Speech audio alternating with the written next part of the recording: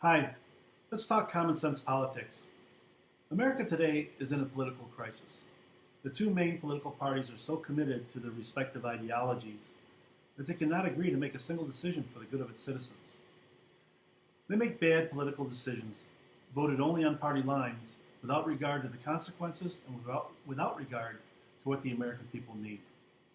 There's a huge lack of common sense, and I believe it's wrecking America. Harriet Beecher Stowe said, "Common sense is seeing things as they are and doing things as they ought to be." Seeing things as they are, but doing things as they ought to be. Today, we see each political party has drawn lines that polarize the parties, and hence, they polarize Americans. The parties think they own certain viewpoints, when in fact, they do not.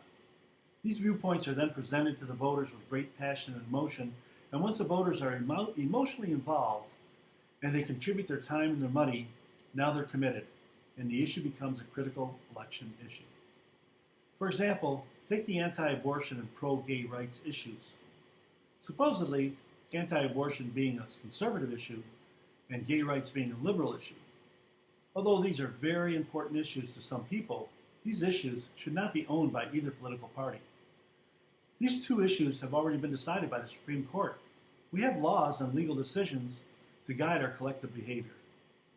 Voters have their own minds, and whether they are pro or anti-abortion, or whether they are pro or anti-gay rights, it's personal and should not be tied to a national political party. So now, many voters lose their common sense and they vote for a candidate based solely on their position on a single issue.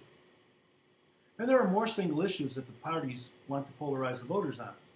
The polarization continues with marijuana use, racism, women's rights. These are social issues that neither the right nor the left can own, nor should they. No one owns the mind of the voters.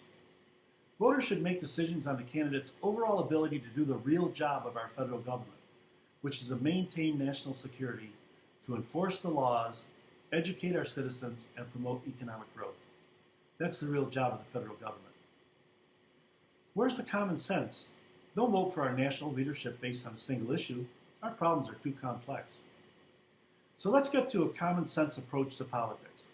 Let's focus on the overall goals of America being, number one, economically strong and fair for all classes.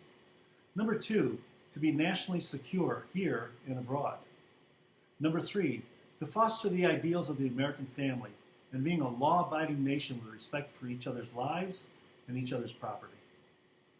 And number four, on being a powerhouse of education for our young people. Let's get away from the divisiveness and focus on these four goals. These are the cornerstones of a great America.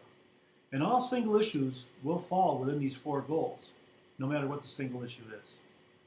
So the message I have is, think beyond any single issue. Take a common sense approach to evaluating our candidates on what's best for all of America.